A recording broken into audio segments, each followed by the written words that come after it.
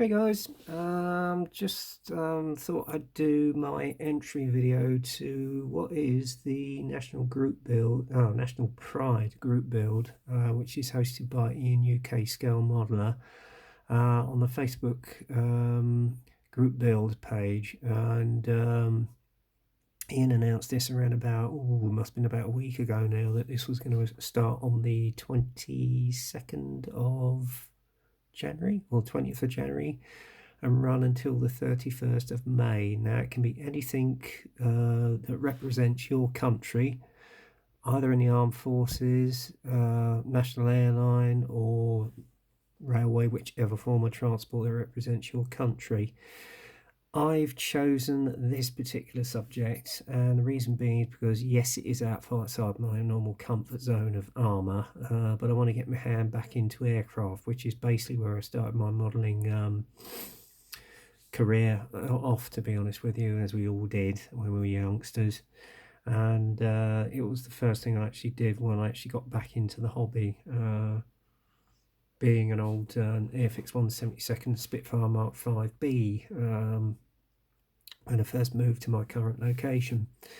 And I've done another one since then, well, another two, which I think you remember some years ago I took part in the Battle of Britain group build and built the Airfix then re-released Hurricane Mark 1. And it came out really well. And then I did the Sea Harrier for the Harrier 50th anniversary group build. So this is going to be my third aircraft in as many years, and this is the actual subject I've decided to do, which is the McDonnell Douglas Phantom FGR2 and 172nd, which is a retool by Airfix. It's the second release of the series. There is a third actually that's come out of an RAF FG1 in all black, which was based at Lossiemouth, which I think just been released the other week. And my fellow modeller Gary Bottoms, actually, of Making Models for You, actually told me it's one he wants to get because obviously it's near his local airbase, which was Lossiemouth up in Scotland. So there you go. However, this, as you well know, was ordered in by mistake, because basically I ordered an FG1 of the Royal Navy version, which was based on Ark Royal, and I ended up getting this one instead. But I've kept it in my stash for a suitable occasion, and lo and behold, when he announced his group build, I thought, it was a toss-up between the Italeri Wessex HCU5 or this one, so I've chosen this beast actually.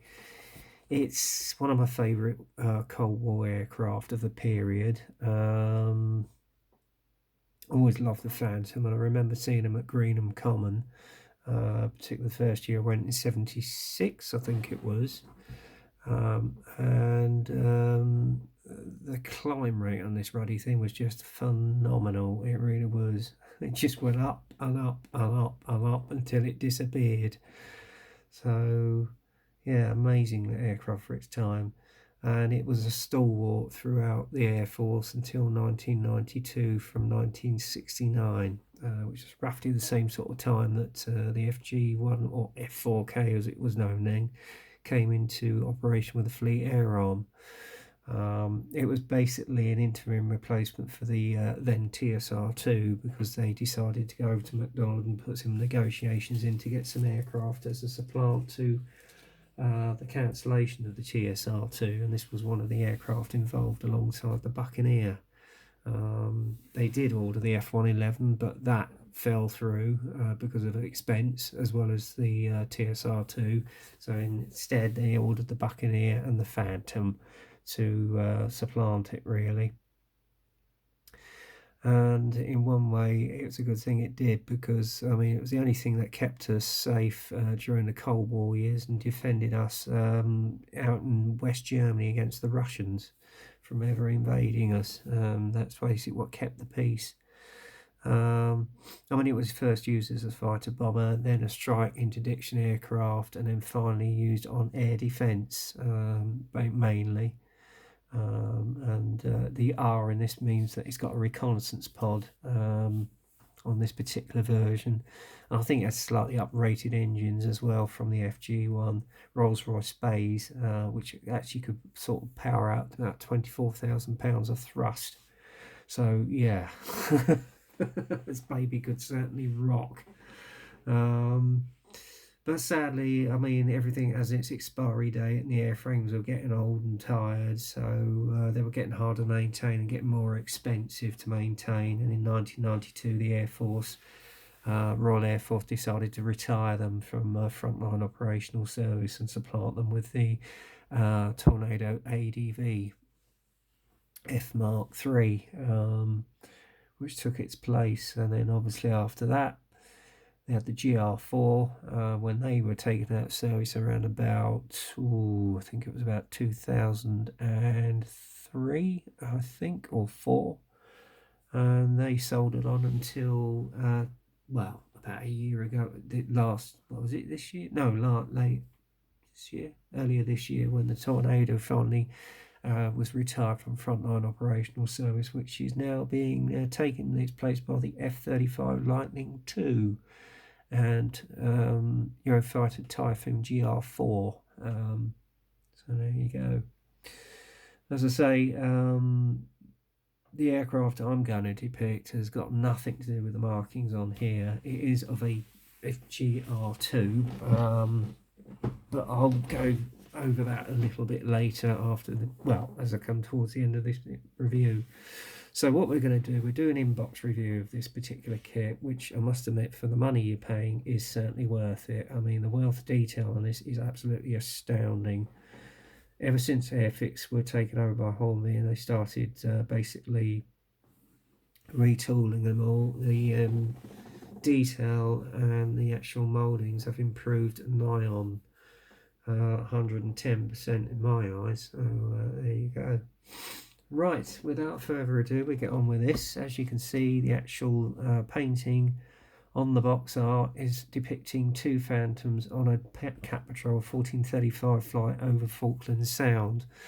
They served very valiantly up until the Tornado took over in '92, and they've actually got one of these as a gate guardian at Mount Pleasant, RAF Mount Pleasant itself, out in the Falklands. So there you go. One or two have been preserved as museum pieces, and some are being renovated, which I'm glad to see. Unfortunately, sadly, no, are still flying now. Maybe one day we will see one of these back in the skies. We live back in hope. But the actual engine on this, the Rolls-Royce Bay, actually powered the last land speed, which was thrust SST, which broke the land speed record at Mach 0.2, I think it was. So that just shows you how powerful that one single engine alone was in that car as well. Anyway, I'm waffling on again, sorry guys. I'm sorry this hasn't come around quicker, but unfortunately, as I say, I was actually laid low with a rather nasty stomach virus this week, which kept me off work. And it was my first day back today, and I got a hearty welcome, which was rather nice. So yeah, it's nice to be appreciated. So there you go. Anyway, we'll get on with it anyway, because I'm waffling on again. But you can put the heartstrings away now. Anyway, as I say, it's a fantastic kit. I got this for around about £23, I think, on eBay. I think it was via E-Models, I'm not sure. No, it wasn't E-Models, it was some other supplier who I was not very pleased with. And even when this came through, it was quite late, and the other kit that I'd ordered, the Buccaneer, never turned up. So yeah, neither did my refund, so I've reported the incident through eBay. Yeah, I won't name names, but I won't be using their services again. But I'm glad I got this anyway, because it's come in handy for this group build. And you couldn't get more an iconic aircraft than this baby right here. Anyway, you've got the choice of 3 markings, and on the last one, I'll just mention this quickly. I've got a I've got, oh, sorry, a notification has just come up. My friend Brittany is actually out in Japan celebrating her birthday there, which is incidentally on the 29th. And she looks as though she's having a whale of time, bless her. So if you're watching this, Brit, you enjoy, my lovely. I've seen some of the photos and they look fantastic, and I'm not kidding you, you've actually got me tempting to go out there as well now. So there you go. Anyway, getting back to the matter in hand, I've got a video on my Facebook page by an ex-technician who used to work on Phantoms. He just basically does a walk around and tells you about the ins and outs of what it was like to work on these birds. And incidentally, the aircraft that you've got there is this one, which is all in blue at the bottom here, which was based at Wildenrat and was used as a special retirement scheme. Obviously, when the Phantom was retired from service in 1992. So here you go. And then the next one above is in the traditional Cold War dark sea grey over dark green and light aircraft grey. And then obviously you've got the other option, which is light aircraft grey and barley grey with the white tail and St George's Cross, the 1435 flight. Anyway, if you want to get hold of this kit, the kit number is A06017. And on the side here, you've got the box art again. And on this side, just a little history about the aircraft and the 3 colour options that you've got in this kit as well. So I'll get the box open and just get the ordinary instruction sheet out, as you can see here in pamphlet form. Just put the box there. Again, you've basically got a little bit of the history of the aircraft, which you can see here in 3 languages, English, French and Dutch. And then on the inside, it's got the colour callouts and stuff, which I'll go through presently. And then the first thing that you come across, obviously, is all your symbols throughout the build of the actual aircraft to follow. And then obviously the first thing that we normally do with the traditional aircraft build is the cockpit itself. And basically we've got the 2 cushion with the moulded on seat straps, which is fantastic. And the actual seat bucket itself, put those 2 together. And then you've got the headrest with the actual pull rings for the ejection seat, the old Martin Baker ejection seat. Then you've got the front column for the navigator station. Put that into the cockpit tub, and then either side you've got decals for the actual control panels, as it were. Then you put the seats in along with the control yoke for the pilot station, and then you've got the control column for the pilot, which goes in again using decals, but I'm going to be using an aftermarket set just to enhance the detail. And then you obviously put the front bulkhead onto the actual cockpit tub itself. Next is basically the plugs which go in for the tail planes on either side, whether you want it in flight mode or on the ground. And again on the other side again. And then it's the assembly of the air intakes, which go into the internals of the fuselage, and then the outer air intakes go in as well. And then obviously the cockpit tub goes in, and then you see the positioning of both the cockpit tubs on the right hand side of the fuselage. Put the 2 fuselage and button them up, spine goes overhead, then you put the compressor blades in, and then the actual cans go in as well on the back there, as you see. Okay. Then next up you get onto the lower part of the fuselage, whereby you actually position the actual central gear bay, whether you want it open or closed. Then you've got part of the main wing spar system, which goes in. Part of the wing again, where you have to put the holes in for whichever weapon load you want to put on the aircraft. That goes onto the central part, the under part of the body, the wing section, and then that's buttoned onto the fuselage, along with 2 other side air inlets underneath the air intakes. And then you've got the outer air intake going on with a little decal into the fairing there on either side. And then the lower part, the upper wing part of the wing goes onto the fuselage. Then you've got the tailplane. Now with this one, actually, you'll discover with this kit, you've got the one without the ECM pod. And then obviously you've got the tail rudder to go onto that. and then you've got the one with the ECM pod, whichever version you want to build. I, for one, will not be using the ECM pod on the version that I'm depicting, because it was actually a Phantom that was actually seen at the Greenham Common in 79, and it didn't have that then. It was upgraded around about sort of late 79, 1980. And then basically you put the tailplanes on at whichever angle you need to put them, in flight or on the deck mode, again on the other side. Then the wingtips go on either side, elevators go on either side, and another elevator goes on that side, and then you've got the outer wing root which goes on, and then obviously you've got the air brake which goes on underneath the wing as well. And it's showing you all again. It depends on which version, whether you've got the undercarriage up or down and how they're positioned. If it's down, you've got the air elevators down and then partly assembled at 30 degrees there as well when it's at rest. And the same with the front fairing as well. And then obviously with the air brake, that goes up. Okay. Then you've got the little air filter at the back of the engines. Now when it's taxiing, it's open, and when obviously it's in flight, it's basically put in so it doesn't cause any drag. Okay, and then obviously you put the little air scoops on near the front of the nose. Next thing, you've got part of the actual heat shield which goes on underneath the cans, and then you've got the exhaust which go on as well. Okay. Next up, this is showing you what it would look like if you wanted it in flight mode. Obviously you can order the actual Airfix stand as well. And then if you want the undercarriage down, it's just showing you where the actual undercarriage legs are centered on the central column.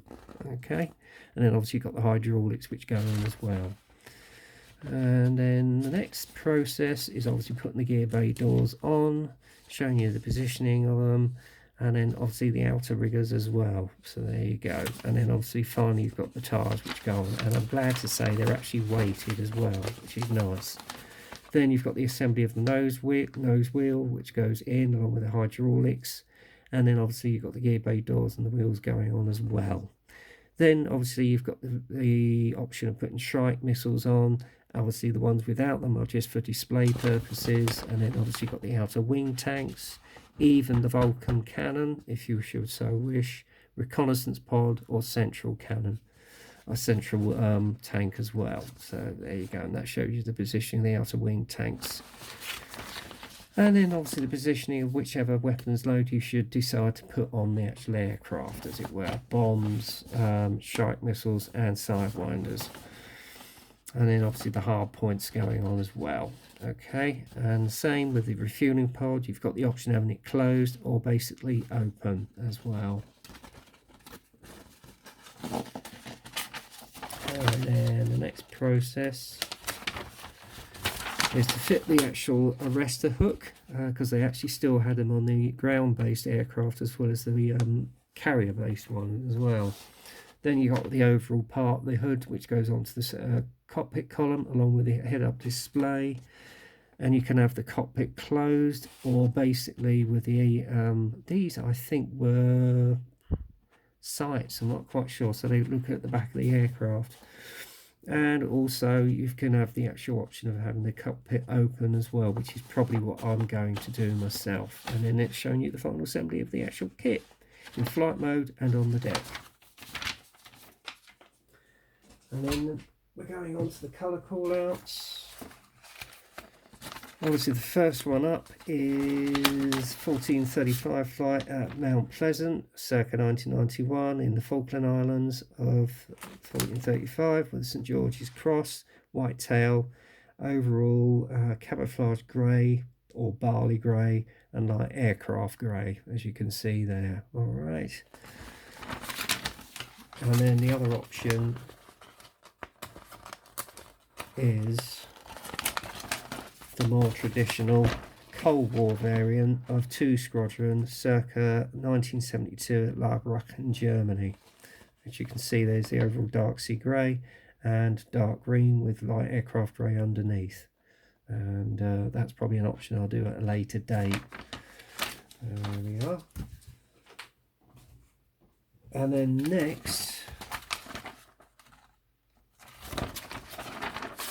you've got the Bluebird, which I mentioned on the video that I've got posted on my Facebook page, where Paul Wright actually shows you around it. And this was the aircraft that based at 92 Squadron Royal Air Force Wildenrath, Germany, 1992, when they actually flew out of Germany for the last time and closed the base. And then on the back here, you've got the colour call-outs for all the weapon load and central tanks and reconnaissance pod, which you can see here. Okay, guys. And also you've got the stencil arrangement on the weapons loads as well. And then another thing you've also got, which they go into detail about, is all those stencils which go onto the kit itself. And boy, is that going to keep me busy. Probably what I'll do is do all the stencils first, then put the actual markings on afterwards, because I think it's a lot easier that way, guys. So it's probably going to take me about 3 to 4 days to get that lot on. It's probably going to sap my mojo a little bit too, because if there's one thing that I don't like about the builds is doing the decals. Ugh, sometimes it can be a nightmare, especially when it comes to aircraft, whereas with armour you just put a few on and that's it. Now we come to the crux of the actual kit, which is the kit parts themselves. It all comes in one bag, and you've basically got 1, 2, 3, 4, 5, 6, 7 sprues, and this is the first sprue, which is basically the upper spine. And if you can see here, the detail on that is absolutely exquisite. It really is, guys. And even the actual panel lines on the wing tips here are very well done, and it's also crisp and clear as well, even on the outer air inlets, which you can see here. There's beautiful crisp detail on that. And then again on the wing tip you've got all the rivet detail, which I don't know if you can see that, guys, is absolutely exquisite. Now that's going to come up lovely with a wash. And then obviously you've got the tail unit here, one with the ECM pod, and then obviously I've got the one without the ECM pod, which is what I'm going to use for the version that I'm building. And then you've got the upper part of the wing. Again, you've got some nice rivet detail in there to scale. It really does come up a treat. I mean, I'm really impressed with that. Yeah, very impressed indeed. Next up, you've got the weapons load. You've got your sidewinder missiles here, tail units for the sidewinders, outer wing tanks, and again, look at the detail on them with the actual panel lines and everything. It's absolutely exquisite. Hang on, if I get that over a bit better, you can probably see them a bit better there. But yeah, certainly lovely. Hang on, there we go, that's a bit better. It's absolutely beautifully crafted, it really is. And even the bombs, they're just so crisp and clear. And then obviously you've got your hard points for your weapons as well, and then your strike missiles. So there you go. And then obviously you've got your fuselage halves. Again, look at the detail on it. It is absolutely beautifully moulded, and even with the rivets on the front of the actual nose here, near the nose, and around the cockpit area, it's beautifully caught. Even on the engine fairing here, it's beautifully caught as well. And at the back with the heat shields, where the engines usually used to burn all the acceleration out of there. It's really well caught. And again, you've got them on the central wing spines here. And if you want to, you can actually have the wing tips folded as well. So they've caught the detail of the wing fold detail in there very well indeed. Okay, so there you go. Nicely done.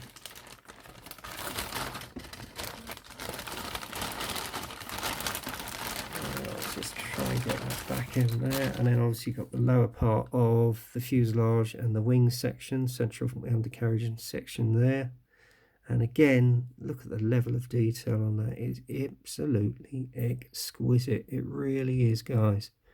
I can't say anything more than how I'm impressed with this. Again, you got another set of wing tips. I think these are I don't know which they're for a naval version, I'm not quite sure, but you seem to have 2 sets. Maybe they had a different sort of wingtip on the FGR2, I don't know. And then you obviously got your air brakes here, and even the hydraulics on them, which is nicely caught. Yeah, very nicely caught. And then you obviously got the inner fairings for the actual air inlets as there as well. Yeah, it's gorgeous, absolutely gorgeous. And then obviously you've got the central spine there with some of the actual undercarriage. You've got some of the hydraulic wiring in there, which is nicely caught as well, and even the actual undercarriage doors are nicely moulded. And then you got the open refueling pod if you want it open. And what else? There's your compressor blades for the old Spey Rolls-Royce engines. And even on the inside of the cans, I don't know if you can see the detail in there, it's beautifully caught.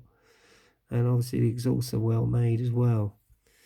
And then you've obviously got the actual central cockpit tub, nicely caught again with some of the detail. The seats are nicely done.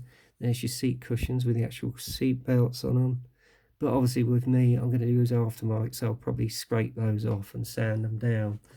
And there's your navigator station again, rear bulkhead with the oxygen masks on the top there, nicely caught. Undercarriage legs have got a nice amount of detail on them as well.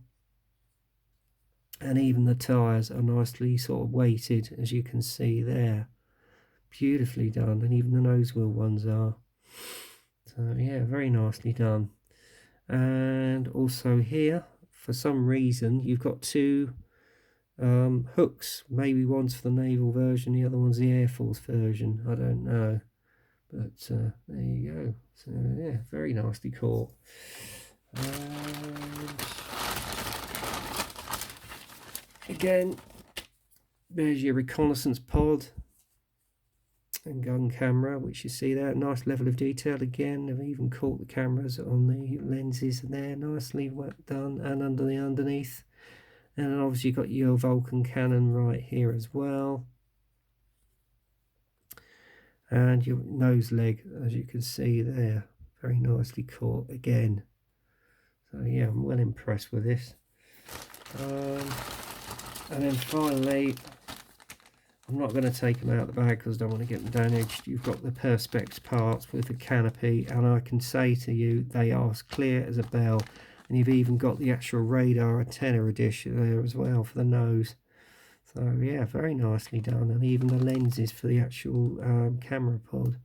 So yeah, very nicely done.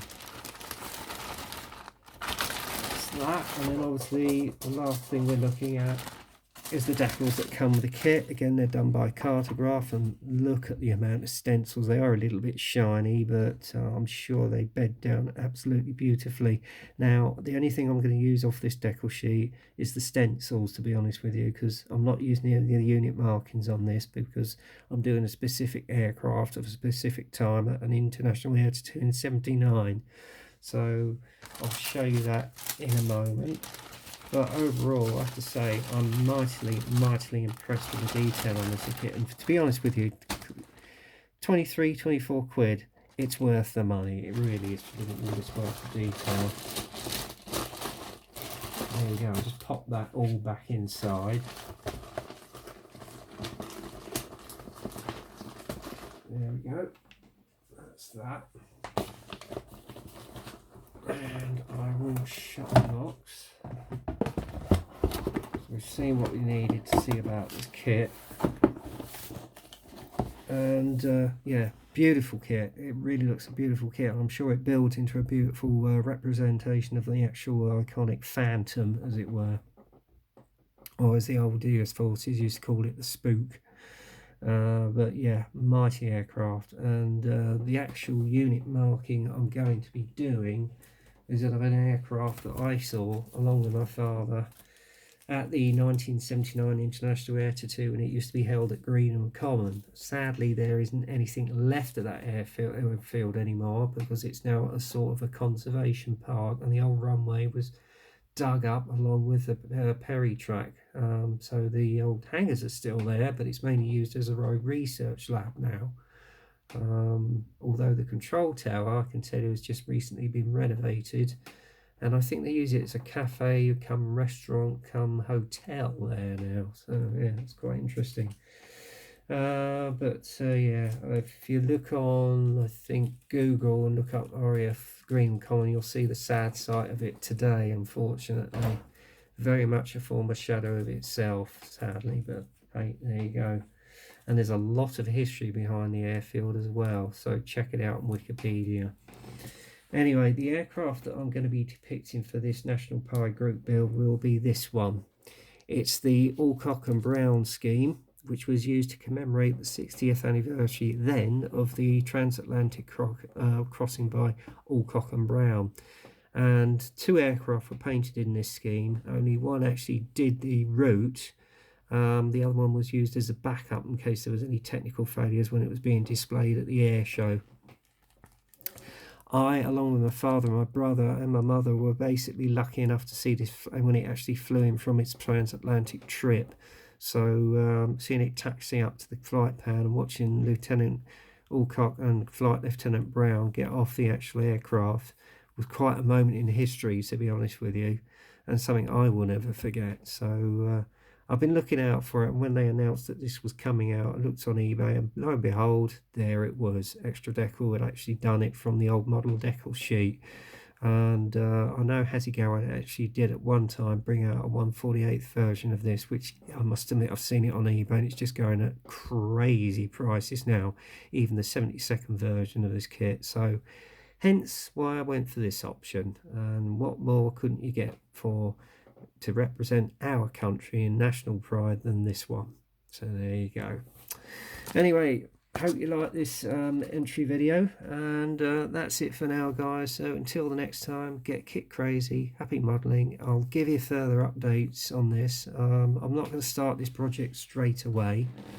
I don't even guarantee that I'm actually going to get it done by the end date of this group build, because you know what happens with life and jobs and etc. Sometimes it tends to get in the way. So I'm not going to guarantee Ian that I'm going to get this finished on time, but I'm going to enjoy every blooming minute of this, and I'm actually going to do it on a vignette, because what I'm also going to do while we're in is this aftermarket.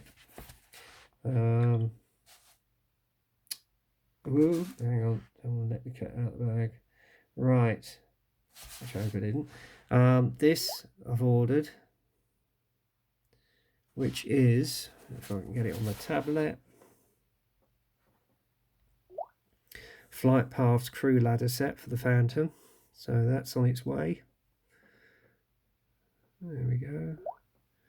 And also the Edward McDonnell Douglas Phantom FGR2 zoom set for the cockpit as well. So that's going to be used in the actual build just to enhance the cockpit and make it pop a bit more, to be honest with you. And I've also ordered a mast set for the canopy as well. So there you go. So that is basically it, guys.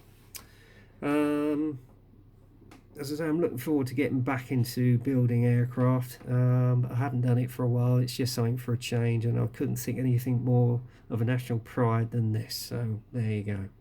Anyway, that's it for now, guys. So until the next time, get kit crazy, happy modelling, and I will speak to you soon. Cheers. Bye for now.